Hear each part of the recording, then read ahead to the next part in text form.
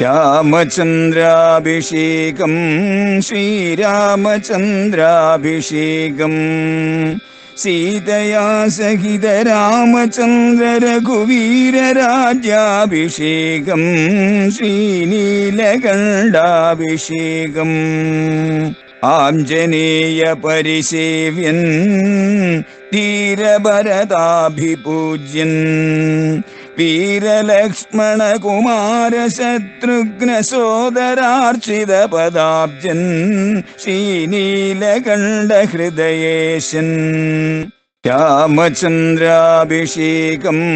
ശ്രീരാമചന്ദ്രാഭിഷേകം. ബ്രഹ്മജ്ഞാനികൾ വെച്ച് മുമ്പൻ അങ്ങനെയുള്ള ഒരാളിനോടാണ് പരമാത്മാവിന്റെ ഗുണവിശേഷങ്ങളെല്ലാമുള്ള മനുഷ്യൻ ആരാണെന്ന് ചോദിക്കേണ്ടത്. അങ്ങനെയുള്ള ആളാണ് നാരദൻ, ബ്രഹ്മജ്ഞാനിയായിട്ടുള്ളയാൾ. അതാണ് വാഗ്യുതാംബരം. അങ്ങനെയുള്ള നാരദം പരിപപ്രച്ഛ വാൽമീകർ മുനിപുങ്കവം. പിന്നെ വേറെ പ്രത്യേകത, അദ്ദേഹം മുനിപുങ്കവനാണ്. മുനിമാരിൽ വെച്ചിട്ട് അങ്ങേയറ്റം ശ്രേഷ്ഠനാണ്. അങ്ങനെയുള്ള നാരദനോട് വാൽമീകി ചോദിച്ചു. എങ്ങനെയുള്ള വാൽമീകിയാണെന്നറിയോ? തപസ്വി, തപസ് ചെയ്യുന്നവൻ. തപസ് ആർജിച്ച് ആ തപസ്സിന്റെ ഫലം ആർജിച്ച് അങ്ങനെ ഹൃദയം തെളിഞ്ഞയാള്, പരമാത്മാവിനെ നേരിട്ട് അനുഭവിച്ചറിയാൻ വേണ്ടിയിട്ടുള്ള ശേഷി കൈവരിച്ചയാള്. അങ്ങനെയുള്ള വാൽമീകി നേരത്തെ പറഞ്ഞ പ്രകാരത്തിലുള്ള വാഗ്യുതാംബരനായ നാരദനോട് ചോദിച്ചു. പരമാത്മാവിനെ അറിഞ്ഞ ഗുരു, പരമാത്മാവിനെ അറിയാൻ വേണ്ടിയിട്ട് വേണ്ടുന്ന തപസ്സിന്റെ കരുത്തെല്ലാം നേടിയ ശിഷ്യൻ. ആ ശിഷ്യന് ലൗകികമായ ആഗ്രഹങ്ങളൊന്നുമില്ല. പണം വേണമെന്നില്ല, പ്രതാപം വേണമെന്നില്ല, സ്ഥാനമാനങ്ങൾ വേണമെന്നില്ല. വാൽമീകി തമസാതീരത്തുള്ളൊരു പർണശാലയിലിരുന്നാണ് ഈ രാമായണത്തിന്റെ രചന നടത്തുന്നത്. അദ്ദേഹം അത് അച്ചടിച്ചില്ല, അദ്ദേഹം അത് പ്രസിദ്ധീകരിക്കാൻ നടന്നില്ല. ശിഷ്യനെ പഠിപ്പിച്ചു. ശിഷ്യന്മാര് അത്ര കണ്ട് ശ്രദ്ധാലുക്കൾ, അവർ പഠിച്ചു. അവരിലൂടെ അത് ലോകത്തിന് കിട്ടി. ഈ വാൽമീകി രാമായണം അനേക ആയിരം രാമായണങ്ങൾക്ക് ആസ്പദമായി എല്ലാ ഭാഷകളിലും. മലയാളത്തിൽ തന്നെ എത്രയെത്ര രാമായണങ്ങൾ. നമ്മൾ അധികം പേര് പറയുന്ന എഴുത്തച്ഛന്റെ അധ്യാത്മരാമായണമാണ്. പവിത്രമായിരിക്കുന്ന ഗ്രന്ഥം. മലയാള ഭാഷയുടെ ഏറ്റവും പുതിയ സ്വരൂപത്തെ, ആധുനിക മലയാള ഭാഷയെ നമുക്ക് പകർന്നു തന്ന ആ നമ്മുടെ ആ പരമ ആചാര്യന്റെ, ഭാഷാപിതാവിന്റെ, അദ്ദേഹത്തിന്റെ ആ ഗ്രന്ഥം. അതിനു മുമ്പ് എത്രയോ രാമായണങ്ങൾ ഈ കേരള ഭാഷയിലുണ്ടായി, എല്ലാ ഭാരതീയ ഭാഷകളിലും ഉണ്ടായി, ഭാരതത്തിന് വെളിയിലുള്ള നാടുകളിലുള്ള ഭാഷകളിലും ഉണ്ടായി. ഈ രാമായണങ്ങൾ കൊണ്ട് നമ്മുടെ നാട്ടിൽ എത്രയോ ആളുകൾ ജീവിക്കുന്നു, എത്രയോ കവികൾ ജീവിക്കുന്നു, എത്രയോ എഴുത്തുകാർ ജീവിക്കുന്നു, എത്രയോ അഭിനേതാക്കൾ ജീവിക്കുന്നു, എത്രയോ സംഗീതജ്ഞന്മാർ ജീവിക്കുന്നു, എത്രയോ ചിത്രകാരന്മാർ ജീവിക്കുന്നു, എത്രയോ ശില്പകാരന്മാർ ജീവിക്കുന്നു, എന്നെപ്പോലുള്ള എത്രയോ അധ്യാപകർ ജീവിക്കുന്നു. എന്റെ ചോറ് എഴുത്തച്ഛനും വാൽമീകിയും തന്ന ആ കാവ്യമാണ്. അതുകൊണ്ടാണ് ഞാൻ ഭക്ഷണം കഴിക്കുന്നത്. ഇങ്ങനെ ആയിരത്താണ്ടുകളിലൂടി ലക്ഷോപലക്ഷം ആളുകൾക്ക് അന്നമായി, അനുഗ്രഹമായി, ധർമ്മ ബുദ്ധിയായി, എല്ലാ പ്രകാരത്തിലുമുള്ള ശ്രേയസിന്റെ ഉത്തമ മന്ത്രമായി നമ്മുടെ മുന്നിൽ ശോഭിക്കുന്നു വാൽമീകി രാമായണം. അത് തന്ന് അനുഗ്രഹിച്ച അങ്ങേയറ്റം ത്യാഗിയായ യതിവര്യൻ. കാരണം അദ്ദേഹത്തിനൊന്നും വേണ്ട, അദ്ദേഹം തപസ്വിയാണ്. പരമാത്മാവിന്റെ ചൈതന്യത്തെ അദ്ദേഹം കണ്ടറിഞ്ഞിരിക്കുന്നു. ആ പരമാത്മാവിനെ നേടിയെടുക്കാൻ വേണ്ടി പരിശ്രമിക്കുന്ന മനുഷ്യർക്ക് ഒരു മാർഗം, ഒരു മാധ്യമം, ഒരു ഉദാഹരണം കാട്ടിക്കൊടുക്കണം. അതെല്ലാം ശാസ്ത്രരൂപത്തിലുണ്ട്. അത് ദർശനങ്ങളായി ന്യായം, വൈശേഷികം, സാഖ്യം, യോഗം, പൂർവമീമാംസ, ഉത്തരമീമാംസ തുടങ്ങിയ ദർശനങ്ങളായി അതെല്ലാം സൂത്രരൂപത്തിൽ നമുക്ക് വന്നു. അതെല്ലാം അനേകം വ്യാഖ്യാനങ്ങളിലൂടെ, അനേകം വാദപ്രതിവാദങ്ങളിലൂടെ, അതിനെ ആസ്പദമാക്കിയുള്ള ഗ്രന്ഥങ്ങളിലൂടെ ഒക്കെ വന്നു. ഉത്തരമീമാംസാ സൂത്രം, വേദവ്യാസൻ നമുക്ക് തന്ന ബ്രഹ്മസൂത്രം, അതിന് ശാങ്കര ഭാഷ്യം, ആ ഭാഷ്യത്തിന് വ്യാഖ്യാനങ്ങൾ, വാദപ്രതിവാദങ്ങൾ, അദ്വൈതം, ദ്വൈതം, വിശിഷ്ടാദ്വൈതം, ദ്വൈതാദ്വൈതം, ഇങ്ങനെ ശാസ്ത്രത്തിന്റെ ഒരു വലിയ നിര തന്നെയുണ്ട്. മഹാസമുദ്രത്തെക്കാൾ ഏറെയുണ്ട് ശാസ്ത്രഗ്രന്ഥങ്ങൾ. അത്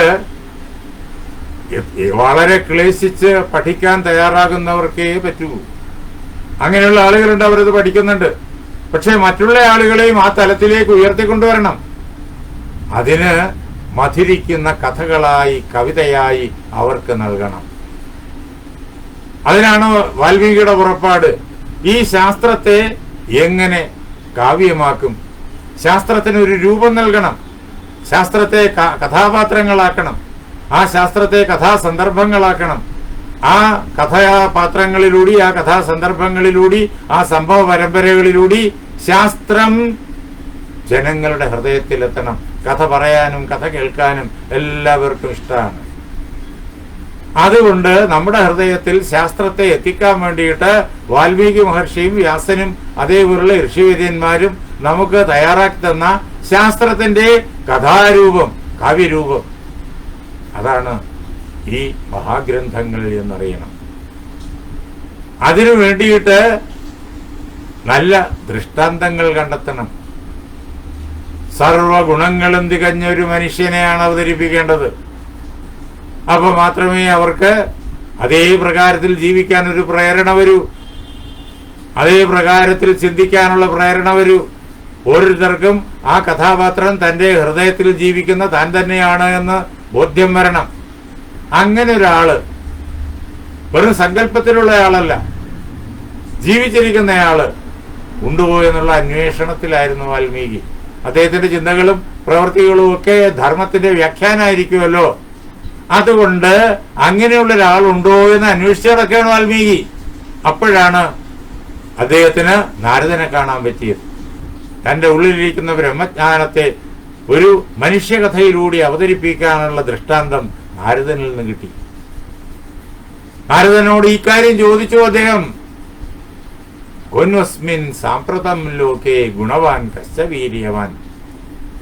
അല്ലയോ ഭഗവാനെ, സാമ്പ്രതം ഇപ്പോൾ ലോകേ, ഈ ലോകത്തിൽ ഗുണവാനായിട്ടുള്ള മനുഷ്യൻ ആരാണ്? എല്ലാ ഗുണങ്ങളും തികഞ്ഞ മനുഷ്യൻ. മഹാവിഷ്ണു എന്തൊക്കെ ഗുണഗണങ്ങളുണ്ട്, ആ ഗുണഗണങ്ങളെല്ലാം തികഞ്ഞ മനുഷ്യൻ. അങ്ങനെ ഒരാളുണ്ടോ? ഉണ്ടെങ്കിൽ അദ്ദേഹം ആരാണ്? അത് അങ്ങ് എനിക്ക് പറഞ്ഞു തരണം. എന്തുകൊണ്ടാണ് അദ്ദേഹത്തോട് അത് ചോദിക്കുന്നത്? വാൽമീകി കൃത്യമായിട്ട് അദ്ദേഹത്തോട് പറയുന്നുണ്ട്, മഹർഷേ ത്വം സമർത്ഥോസി ജ്ഞാതും ഏവം വിധം നരം. ഈ പ്രകാരത്തിലൊരു മനുഷ്യൻ ഈ ഭൂമിയിലുണ്ടെങ്കിൽ, അല്ലയോ മഹർഷേ, അങ്ങേക്ക് അറിയാൻ കഴിയും. എന്താ? 3 ലോകത്തിലും നിരന്തരം സഞ്ചരിക്കുന്നയാളും ഈ ലോകത്തിലുള്ള എല്ലാ ജീവജാലങ്ങളോടും, മനുഷ്യരോട് മാത്രമല്ല, നേരിട്ട് ഇടപെടുന്നയാളുമാണ് നാരദൻ. അദ്ദേഹത്തിന് നിശ്ചയമായിട്ടും അറിയാൻ കഴിയും ഇപ്പോ അങ്ങനെ ഒരാളുണ്ട് എങ്കിൽ. ശ്രീരാമചന്ദ്രൻ പട്ടാഭിഷിക്തനായിട്ട് അയോധ്യയിൽ ധർമ്മത്തിന് ലോപം വരാതെ നാട് വാഴുന്ന സമയത്താണ് ഈ സംഭവം നടക്കുന്നത്. അങ്ങേക്കത് അറിയാം അങ്ങനെ ഒരാളുണ്ടെങ്കിൽ. അതുകൊണ്ടാണ് ഞാൻ അങ്ങയോട് തന്നെ ചോദിക്കുന്നത്, മഹർഷേ ത്വം സമർത്ഥോസി ജ്ഞാതും ഏവം വിധം നരം. അങ്ങനെയുള്ള നരനെ അറിയാൻ, മനുഷ്യനെ അറിയാൻ അങ്ങേക്ക് കഴിയും. ഇത് ഞാൻ വെറുതെ ഒരു നേരം പോക്കിന് ചോദിച്ചതല്ല. ഏതത് ഇച്ഛാമ്യഹം ശ്രോതും, ഇത് കേൾക്കാൻ ഞാൻ അങ്ങേയറ്റം ആഗ്രഹിക്കുന്നു. കടുത്ത ആഗ്രഹം. എന്റെ ജീവിതത്തിൽ എനിക്ക് ഇനി വേറെ ഒരാഗ്രഹവും ഇല്ല. പരമാത്മാവിനെ അറിഞ്ഞു കഴിഞ്ഞിരിക്കുന്നു. ഇനി ആ പരമാത്മാവിനെ ആളുകൾക്ക് കണ്ണുകൊണ്ട് കാണാൻ പാകത്തിന്, കാതുകൊണ്ട് കേൾക്കാൻ പാകത്തിന് ഭൂമിയിൽ കാണിച്ചു കൊടുക്കണം, അനുഭവപ്പെടുത്തി കൊടുക്കണം. അതിനുവേണ്ടിയുള്ള പരിശ്രമത്തിലാണ് ഞാൻ. അപ്പോ എനിക്ക് ഇങ്ങനെ ഒരു ദൃഷ്ടാന്തം ലഭിക്കണം. ആ ഉത്കടമായിരിക്കുന്ന ആഗ്രഹം, അതാണ് എന്റെ ഹൃദയത്തിലുള്ളത്. സമയം കളയാനുള്ള ഒരു പരിശ്രമമല്ലത്. അതാണ്, അല്ലയോ മഹാത്മാവേ, എനിക്ക് ഏതദിച്ഛാമ്യഹം ശ്രോതും, ഇത് കേൾക്കാൻ ഞാൻ ഉത്കടമായി ആഗ്രഹിക്കുന്നു. പരം കൗതൂഹലം ഹിമേ, എനിക്ക് അങ്ങേ അറ്റത്തെ കൗതുകം. ഒരു താൽക്കാലികമായ വികാരമല്ലത്, അത് അങ്ങേക്കറിയാം. അതുകൊണ്ട് അങ്ങ് എനിക്ക് അത് പറഞ്ഞു തരണം എന്ന് വാൽമീകി നാരദനോട് ആവശ്യപ്പെടുന്നു. ഗുണവാനായ മനുഷ്യൻ, കോന്വസ്മിൻ സാമ്പ്രതം ലോകേ ഗുണവാൻ. ഈ ഗുണവാനെന്ന് അദ്ദേഹം വാൽമീകി പറയുമ്പോൾ എന്തെന്തൊക്കെ ഗുണങ്ങളാണ് വാൽമീകി ഉദ്ദേശിച്ചത്? അത് വാൽമീകി കോന്വസ്മിൻ സാമ്പ്രതം ലോകേ ഗുണവാൻ എന്ന് പറഞ്ഞിട്ട് തുടർച്ചയായിട്ട് അങ്ങോട്ട് പറയണ്ട. കശ്ച വീര്യവാൻ ധർമ്മജ്ഞശ്ച കൃതജ്ഞശ്ച സത്യവാക്യോ ദൃഢവ്രതഃ എന്നിങ്ങനെ നമുക്ക് നാളെ അത് കേൾക്കാം. ഇങ്ങനെയുള്ള ഒരു വ്യക്തിത്വത്തെയാണ് വാൽമീകി അവതരിപ്പിക്കുന്നത്. ആ വ്യക്തിത്വമാണ് രാമൻ. അതല്ലാതെ ആക്ഷേപിച്ച് നടക്കുന്ന ആളുകളുടെ വ്യക്തിത്വമല്ല. ഓരോരുത്തരെ ആക്ഷേപിക്കുന്നത് അവരവരുടെ മനസ്സിന്റെ ഘടന അനുസരിച്ചിട്ട് അവരവരുടെ മനസ്സിന്റെ അഴുക്കുകളെ രാമന്റെ പുറത്ത് ആരോപിക്കുന്നു. അത്രയേ ഉള്ളൂ. എന്നിട്ട് രാമനെ അങ്ങനെ ചിത്രീകരിച്ച് മറ്റുള്ളവരെയും അബദ്ധത്തിലാക്കാം എന്ന് കരുതുന്നു. വാൽമീകി നമ്മുടെ മുന്നിൽ അവതരിപ്പിക്കുന്ന രാമൻ ഇങ്ങനെയുള്ള രാമനാണ്. സർവ ഗുണ സമ്പന്നനായ രാമൻ. നമുക്കറിയേണ്ടത് വാൽമീകിയുടെ രാമനെയാണ്. നമ്മുടെ രാമായണം വാൽമീകിയുടെ രാമായണമാണ്. അനേകം രാമായണങ്ങൾ സംസ്കൃതത്തിലുണ്ടായി, എല്ലാ ഭാരതീയ ഭാഷകളിലും ഉണ്ടായി, ഭാരതത്തിന് വെളിയിലും അനേകം ഭാഷകളിലുണ്ടായി. അവരെല്ലാം അത് എഴുതിയ ഋഷിവര്യന്മാരെല്ലാം എഴുതിയവരെല്ലാം ഋഷിവര്യന്മാരാണ്. അവർ മാത്രമേ രാമായണം ഇങ്ങനെ അവതരിപ്പിച്ചിട്ടുള്ളൂ. നാ അനൃഷിക്കുരുതേ കാവ്യം എന്ന് ശാസ്ത്രകാരന്മാർ പറഞ്ഞു വെച്ചിട്ടുണ്ട്. ഋഷിയല്ലാത്തവൻ കവിത എഴുതുന്നില്ല. ഒരാള് കവിയാകാൻ ആഗ്രഹിച്ചിട്ട് എന്തെങ്കിലും ഒരു കുത്തിക്കുറിച്ചു എന്ന് വരാം, അത് കവിതയാവൂല. കാലത്തിന്റെ ചവറ്റുകൊട്ടയിൽ അത് വീണുപോകും. ഋഷിയായിട്ടുള്ളവന് മാത്രമേ ജനഹൃദയങ്ങളിൽ ജീവിക്കുന്ന കവിത രചിക്കാൻ പറ്റൂ. എല്ലാ നൂറ്റാണ്ടുകളിലും ആയിരക്കണക്കിന് ആളുകള് കവിത എഴുതിയിട്ടുണ്ട്. പക്ഷെ വിരലിൽ എണ്ണാവുന്ന കവിതകളുമേ നാടകങ്ങളുമേ ഇന്ന് നിലനിൽക്കുന്നുള്ളൂ. ഇപ്പോഴും ആയിരം കവിതകളും നാടകങ്ങളും വരും. അടുത്തൊരു നൂറ്റാണ്ടാവുമ്പോൾ അത്രയേ ഉള്ളൂ. കഴിഞ്ഞ നൂറ്റാണ്ടില് എത്ര കൃതികൾ ഇപ്പോ അവശേഷിക്കുന്നു എന്ന് അന്വേഷിച്ചു നോക്കുക. ഒരു 50 വർഷം മുമ്പുള്ള എത്ര കൃതികൾ ഇപ്പോൾ നിലനിൽക്കുന്നുണ്ട് എന്ന് അന്വേഷിച്ചു നോക്കുക. അതിന്റെ ഉള്ളില് അന്തസ്സത്ത വേണം, എങ്കിൽ മാത്രമേ അത് നിലനിൽക്കുള്ളൂ. അങ്ങനെ ഈ രാമായണം ഈ ലോകത്തെ മുഴുവൻ തീവ്രമായിരിക്കുന്ന ധർമ്മത്തിന്റെ അനുഭൂതിയിൽ എത്തിക്കുന്ന കാവ്യമാണ്. അതുകൊണ്ടാണ് പ്രചരിപ്പിക്കാൻ ആരുമില്ലെങ്കിലും അതിന്നും പ്രചരിച്ചുകൊണ്ടേയിരിക്കും. അതിനെ തടയിടാൻ ഈ ലോകത്തില് ആർക്ക് സാധിക്കുന്നില്ല. പലരും പരിശ്രമിച്ചു, സാധിക്കുന്നില്ല. അങ്ങനെ ആ രാമനെ, വാൽമീകി അവതരിപ്പിച്ച രാമനെ, ഈ പറയുന്ന ഗുണഗണങ്ങളുള്ള രാമനെയാണ് നാം അറിയേണ്ടത്. ആ രാമനെയാണ് വാൽമീകി ചിത്രീകരിച്ചു വന്നിരിക്കുന്നത്. ആ രാമനെ തന്നെയാണ് അനേകം കവികൾ, ഭാരതത്തിലെ കവികൾ, നമ്മുടെ മുന്നിൽ പ്രാചീനരായ കവികൾ, ഇപ്പോഴും അങ്ങനെയുള്ള കവികളുണ്ട്. അങ്ങനെയുള്ള രാമനെ, വാൽമീകിയുടെ രാമനെ നമുക്ക് പരിചയപ്പെടുത്തി തരുന്നവർ. നമുക്കതിലേക്ക് വരാം. ആദ്യം രാമൻ എങ്ങനെയാണ് എന്ന് വാൽമീകിയിൽ നിന്ന് നമുക്ക് പരിചയിക്കാം. നാളെ രാത്രി 8:30 ഇതേ പ്രകാരത്തില് നമുക്ക് ഒരുമിച്ച് കൂടാം. വാൽമീകി രാമായണത്തെ കഴിയുന്നിടത്തോളം അടുത്ത് പരിചയിക്കാനുള്ള പരിശ്രമമാണ് ഇവിടെ ചെയ്യുന്നത്. അധ്യാത്മരാമായണം, അതേപോലെ തന്നെ തുളസീദാസ രാമായണം, ഇതെല്ലാം നമുക്ക് പഠിക്കാനുള്ള സൗകര്യമുണ്ട്. വാൽമീകി രാമായണം അടുത്ത് പഠിക്കാൻ കുറേയേറെ സമയമെടുക്കും. ഇത് ഇത്രയും വലിയ കാവ്യമാണ്. ഓരോ വാക്കും രത്നഗർഭയാണ്. എങ്കിലും അത് അനശ്വരമായ ധനമാണ്. നമ്മുടെ ചിന്താപദ്ധതിയെ അത് വളരെയേറെ പ്രകാശമാക്കും. സൂര്യനില്ലം പ്രകാശിപ്പിക്കും. സൂര്യവംശത്തിന്റെ നിറസൂര്യനെയാണ് വാൽമീകി നമുക്ക് കാണിച്ചു തന്നിരിക്കുന്നത്. ആ സൂര്യൻ നമ്മുടെ ഹൃദയത്തിലിരിക്കുന്നു. നാം തന്നെയാണ് ആ സൂര്യൻ. ആ സൂര്യനെ നമുക്ക്, ഉള്ളിലിരിക്കുന്ന സൂര്യനെ ഉള്ളിലും പുറത്തുമായിട്ട് സർവത്ര നിറഞ്ഞു നിൽക്കുന്നതായിട്ട് കാണാം. അതിന് വാൽമീകി രാമായണം നമ്മെ അനുഗ്രഹിക്കും. അതിനുവേണ്ടിയുള്ള പരിശ്രമം ആരംഭിക്കാം. നാളെ രാത്രി 8:30 നമുക്ക് ഒരുമിച്ച് കൂടാം.